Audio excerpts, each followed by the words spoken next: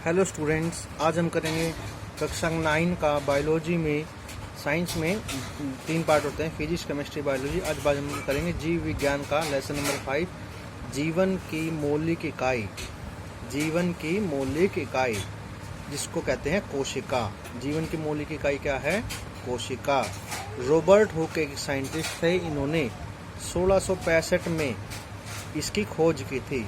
Cork की पतली काट के अवलोकन पर पाया कि कार्क की एक पतली काट पे, मतलब उसका एक सतह ली, उसकी वहाँ से सैंपल लिया, अवलोकन करके पाया कि, अवलोकन क्या होता है? टेस्टिंग करने के बाद, ऑब्जर्वेशन करने के बाद पाया कि इनमें अनेक छोटे छोटे प्रकोष्ठ हैं। प्रकोष्ठ का मतलब कमरे, छोटे छोटे क्या हैं? उसमें ब्लॉक्स हैं, छोटे छोटे क्या हैं? प्रकोष्ठ हैं। और जो मधुमक्खी के छत्ते जैसे प्रतीत होते हैं, जिस तरह मधुमक्खी के छत्ते के अंदर बॉक्स के आकार के होते हैं ना, वैसे ही उसको क्या कहते हैं? प्रकोष्ठ। और प्रकोष्ठ को कोका कहा जाता है कोशिका। कोशिका लैटिन भाषा में छोटे कमरे का नाम है। छोटे कमरे का क्या नाम है लैटिन भाषा में? कोशिका। और हमने जीवन की मौलिक इकाई का नाम क्या रखा?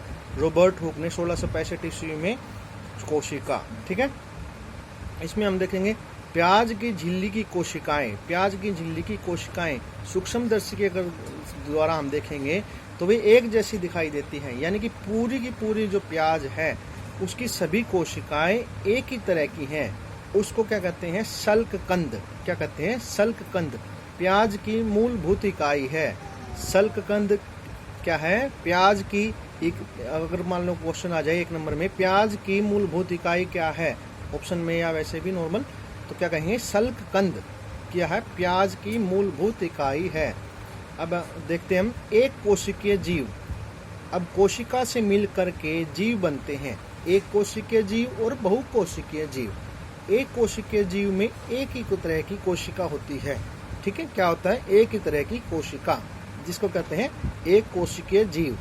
इसके एग्जाम्पल है अमीबा, क्लेडोमोनास, पैरामीशियम तथा बैक्टीरिया। सॉरी, नेक्स्ट है बहुकोशिकीय जीव। एक ही कोशिका, स्टार्टिंग में जो जीव बनेंगे एक कोशिकीय हैं या बहुकोशिकीय हैं, उसमें सबसे पहले कोशिका बनती है। सबसे पहले क्या बनेगी? कोशिका।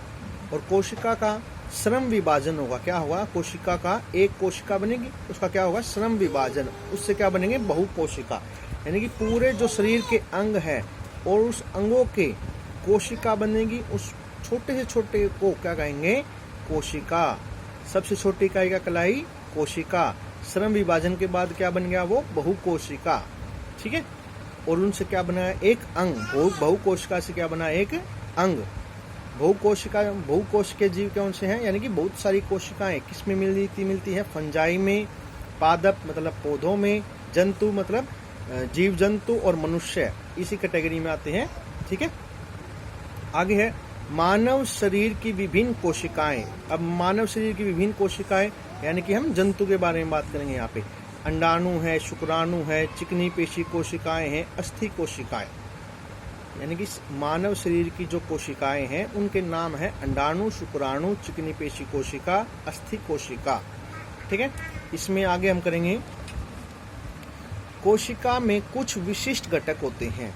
कोशिका में कुछ विशिष्ट घटक का मतलब क्या है? यहाँ पे उसके घटक का मतलब क्या होता है? उसके अलग अलग तरह के पार्ट्स। कोशिका के कुछ विशिष्ट घटक होते हैं जिन्हें हम कोशिकांग कहते हैं।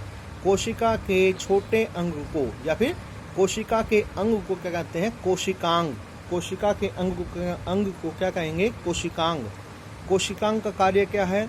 नए पदार्थ का निर्माण करना, अपशिष्ट पदार्थों का बाहर निकालना, ऊर्जा का निर्माण करना राइबोसोम्स के द्वारा, गोल्जी उपकरण प्रोटीन निर्माण में मदद करते हैं, केंद्रक, इसके अंदर क्या होता है? डीएनए, आरएनए, जो भी हमारा सैंपल हो ना, जिसमें डीएनए है, आरएनए है, ribose nucleic acid, deoxy ribose nucleic acid. केंद्रक के एग्जाम्पल, कोशिकांग के एग्जाम्पल क्या क्या रहेंगे? केंद्रक, लाइसोसोम्स, राइबोसोम्स, गोल्जी उपकरण, तारक केंद्र आदि।